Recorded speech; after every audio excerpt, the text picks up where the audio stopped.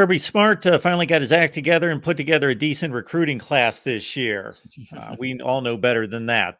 This is pretty much run of the mill at Georgia. They are rolling when it comes to bringing in the best talent in college football. We got Anthony Dasher here from UGAsports.com on Rivals, and of course, National Signing Day concluding on Wednesday. Anthony, you've had yourself a big day, I'm sure. Yeah, no doubt about it. It's always a big day on signing day. Still weird for me to be having it here on December 20th, but it is what it is.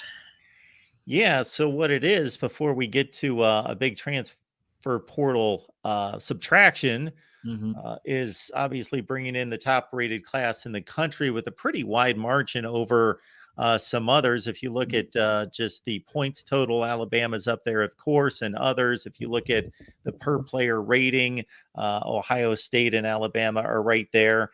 So is there any way to knock this class? Not really. I know a lot of people I know will look at the quarterback that was lost, Dylan Raiola, but when you look at the fact that Carson Beck is coming back for another year, Ryan Puglisi, people forget about him a little bit. He was in a Elite 11 quarterback just like Dylan was. And George's very high on what he's going to bring. So, but yeah, that's really, if you want to knock it, that's probably about it. But I'm not really sure that's a knock, to be quite honest with you. Yeah, so it would be impossible for us to go from player to player and go through all the 4 and 5 stars in this class. What are some of the highlights for you in regards to, the top of the board, of course, but also maybe some guys that are a little less heralded that you really like? Well, the big story obviously was KJ Bolden, the number one safety from Buford. Was committed to Florida State. We started hearing some rumblings, I guess it was Sunday night, that, Georgia might be in this thing. And lo and behold, they were a lot more than just in it. They turned out being the team to beat for them. So that was a huge pickup for Georgia, especially after losing Raiola. But, you look up and down the class. So if you look at the offensive lineman that, Curry's able to sign, you see 6'7", 350 pounds, 6'7", 340. And I think the smallest offensive lineman they signed is like 6'6", 295. So they really made a big effort to recruit some good size for the yellow line. The same thing with the defensive line as well. I mean, that's how you win in the SEC is to win the line of scrimmage. And Georgia Philly have done a pretty good job there. But you also look at the skill position players. Got a couple of very good wide receivers, and Nitro Tuggle and Jacoby White, a couple of speed guys. And also did a very good job, again, at running back. Chauncey Bowers and Nate Frazier, two freshmen who could come in and maybe earn some quick playing time. So up and down, like you said, they had some goals they wanted to hit, and I think they hit pretty much all of them. We'll put the Dylan Raiola situation to the side. Of course, he had committed to Ohio State, and then he flirted pretty much with Georgia, USC, Nebraska, made the decision for Georgia. And then, of course, here in the last week, he flips back to Nebraska and signs with the Huskers, and he's got legacy there. His uncle coaches and played there as well. What would be the misses? And I know this is really nitpicky, and you're the one guy, Anthony, I bring on here, and it's tough to pick apart the class as opposed to a lot of the other people I talk to. But what would be the misses that hurt maybe just a little bit? I don't know. There were some other, top guys from the state of Georgia that maybe the Bulldogs did not really, wind up getting, but ultimately, like I said, I don't know. It's really hard to be nitpicky when you look at the fact they're bringing in these other 5-star, 4-star players. I mean, I'm not really sure how you really go about doing that, to be quite honest with you. I mean, they've got a great class.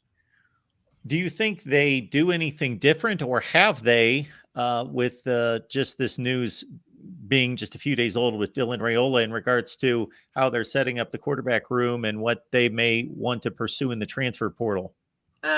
Well, Kirby did mention yesterday that they are looking for another quarterback. Now, whether that's a portal guy, whether that's find an extra quarterback for the next year's class. I'm not sure what they're going to do, but Kirby did mention the fact that they usually like to have 4 scholarship guys on campus. Right now they've got 3.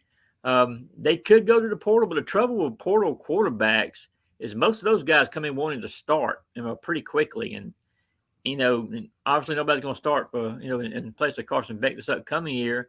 And really there's going to be no guarantees after that, because they feel very good about Gunnar Stockton. And like I said, Ryan Puglisi is the young man, the freshman they just signed, is very, very high on. But I could see him possibly, if it's the right fit, could bring in somebody from the portal because as far as high school guys go, all those guys are gone right now. But that could again lead them to signing an extra guy, next year for the 25 class. There's only 85 scholarships and there's only 11 guys that can play at a time. So when you've got this kind of recruiting prowess, it's kind of doesn't happen too often, but there's almost an overflow of talent, and Kentucky has benefited from that overflow. You got Jamon Dumas Johnson, of course, one of the best linebackers in the SEC. You mentioned the quarterback position. Brock Vandegrift, of course, didn't have a path to start at Georgia, so Kentucky benefits there. But we understand the Vandegrift move, of course, but Dumas Johnson, just your thoughts about what may have happened there. A little bit unusual. I think what happened, though, of course, there was some NIL money involved, but that wasn't the reason he left Georgia.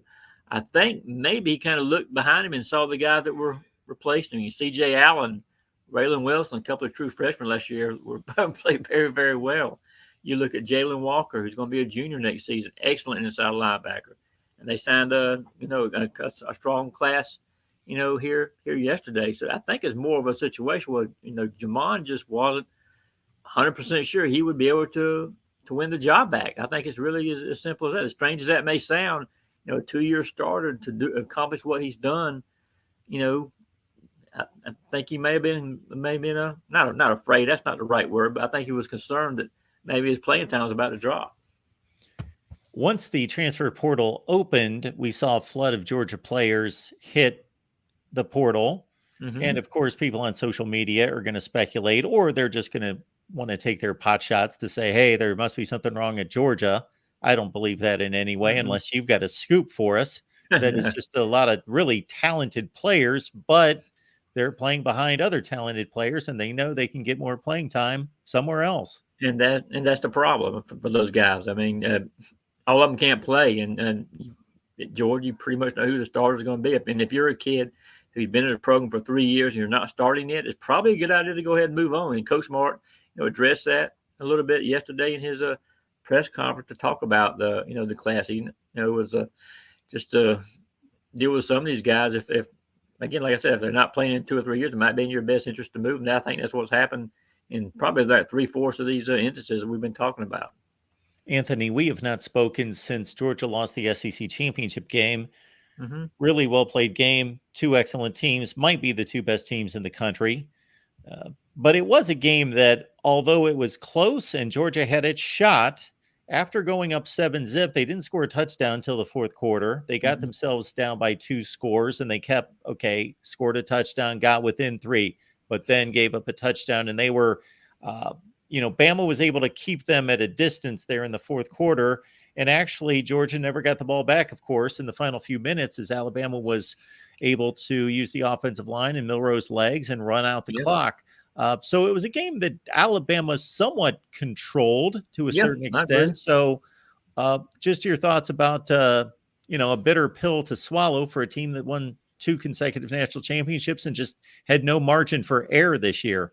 Yeah, it was. And I agree with you. I think, Alabama did win the game. I think really, I know it's a 3-point contest, but I think it was a lot. It seemed like it was a lot more than that. I just put it that way. Georgia, you never really had the feeling, after Alabama reclaimed the lead, that it was going to be anything different than the outcome than what would look like it was headed toward when the Tide, jumped out like that. So, they're a disappointment. I mean, Carson Beck, I know he blamed himself for a lot of that. He had a deep turnover, inside their own territory that Alabama goes and scores after that on, and really hurt the team. And then there was the call on the 4th down completion, the 4th and 18. Looked like it might have been incomplete. I don't know. I mean, the league office claimed that they looked at it. I don't know. But again, you can't blame the officials for the outcome, and I'm not in any way, shape, or form doing that. But Georgia, it didn't play its best game. But again, it tip your hat to Alabama for really playing an error-free contest and doing everything they had to do to win the ball game. But it is a shame, though. Like you said, I think that Georgia, if you're talking about the 4 best teams, they've got an argument, I think, to be in the playoffs right now. But again, they knew they had to win this contest to make that happen the way every conference was kind of shaping up this year. So now we're in a situation where the first two left out are meeting in the bowl game. Mm-hmm. Aside from that Sugar Bowl loss against Texas, Georgia's done a nice job when they've missed the playoffs of showing up, performing Mm-hmm. well, taking care of business in games that there might be a question as to if they're going to show up and take Mm-hmm. care of business. And there are some opt outs to deal with. Just your thoughts about this matchup against Florida State, who may not be showing up for Georgia that we Yeah. know about, and again, it's kind of an interesting affair that you've got two teams, one definitely snubbed in regards to just record and conference Sure. championship, the other Sure. one that by the eyeball test and by talent measurements, we believe most of us that is a top four team, but these two are on the outside looking in and facing up against each other. Mm-hmm. Well, Georgia has not officially had any guys opt out yet, but that doesn't mean there won't be. I mean, of course, Georgia got some good news this past week when Carson Beck announced he was coming back. So at least they'll have Carson, at quarterback. But I don't believe you'll see Amarius Mims. Brock Bowers is still recovering from his ankle injury. I actually saw him and spoke to him this past Wednesday, and he wouldn't come out and say what he was going to do, but you just kind of got the feeling, no, he's not going to play either. And he really shouldn't. I mean, you're talking about a top 10 pick. So I'm not sure what he really has to gain by playing this contest. I don't think you'll see Kamari Lassiter. I don't think you'll see Smile Munden and maybe one or two others. But Florida State's really in worse shape as far as opt-outs go, for what it looks like, than Georgia is right now. Their top three receivers are not going to play. Their top running back are not going to play. And this is already a team that was, when the quarterback went down, has really had some issues offensively. So it's not going to be any better while Georgia is going to have most of its defensive guys there. And with Carson Beck and Kendall Milton playing, Dejon Edwards playing, still a healthy, group of receivers, even without Brock Bowers, Oscar Delpa's played very well. The Seminoles are going to have their hands full, I believe, in this ball game because Georgia, I think, does want to end the season on a winning note, do it for the seniors, and I think they'll have a good game. Folks, please like the video if you enjoyed the content here at the Voice of College Football and subscribe. Check out Anthony's work there at ugasports.com on Rivals. And it's a couple bucks a month, something like that, $3 to $5 a month to sign up and get the full dive. Exactly. It's cheap, and I guess the best way to put it. So I invite people to check us out. There you go. Anthony, appreciate you stopping by. Enjoy the bowl game. Thank you, sir. We will.